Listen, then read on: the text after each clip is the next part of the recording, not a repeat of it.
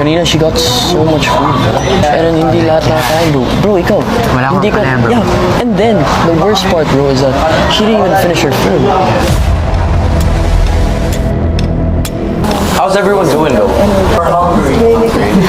I'm so hungry. Honestly, I just want to know how everyone's feeling first. Since you're the first one, I'll ask you first. How do you feel about the proportions of the food? No, kasi may times lang na may mga nauunang kumain and may mga hindi nauunang kumain. So basically parang nagkakaroon ng difference yung proportions kapag nangyayari yan. Late na po kasi yata kami nakakain nun, tapos si Carmel po yata may nakuha pa siyang malaking portion ng food. Pero I really think na kaya pa ng more. More food. Pag may mga galing sa task or may mga huling umuupo, sana may magtira. Nakikita ko sa mga plato ng iba may mga leftovers. Meron talaga? Meron, dami. Okay, so pag may leftover, if someone can't finish their food, kailangan ma-finish. Let's not waste food. Yun yung unang sinabi ni Kuya na ayaw niya may wastage.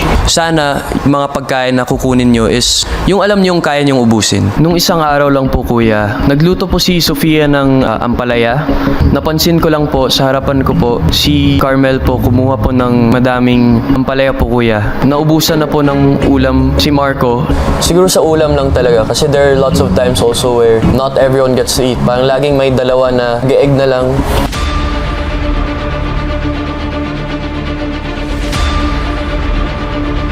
Lahat tayo pantay-pantay, walang mag-aaway sa pagkain. We'll make sure na maging sacrifice tayo, mag-sacrifice tayo with each other.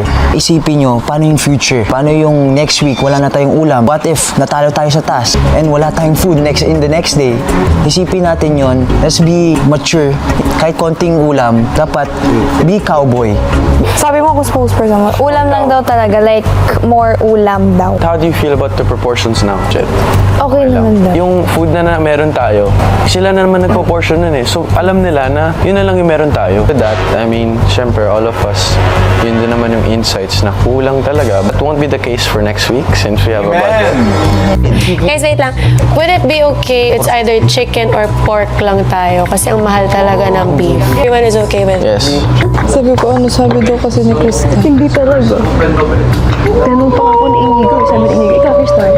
So everybody thinks it's your day naman ako kumain. It's your day. Kanina ako kumain ng 5 araw. Kung mapakulang yung ulam. Hindi naman ako nagreklamo. Sabay tayo kanina.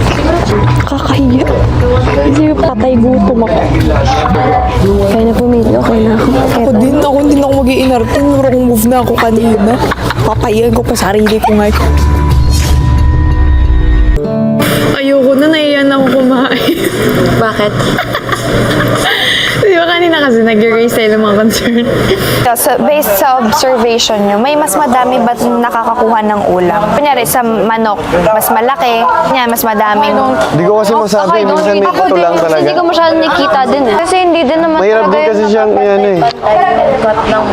Sa ulam kasi, meron talagang lalamang. Kasi like, yan, malaki siyang tignan, pero may buto.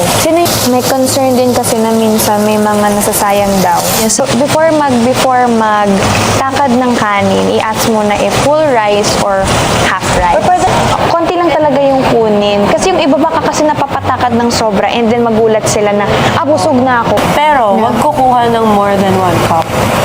Sino ba gusto ng ulam? Sino pa yung kulang? You want pa? Kasi ako busog ako. You want pa, This one? May kanin ka pa. Kasi kumain ka pa ng kanin para mabusog ka. Wala talagang problema sa akin kung madami kang pagkain na kukunin. Pero yung hindi kasi nauubos kuya. Tsaka syempre sayang din po yung pagkain. Nasabi ko naman po sa grupo na hopefully guys, kumuha lang kayo ng pagkain na alam nyong mauubos nyo. From this day on, hindi na po yun mangyayari ulit.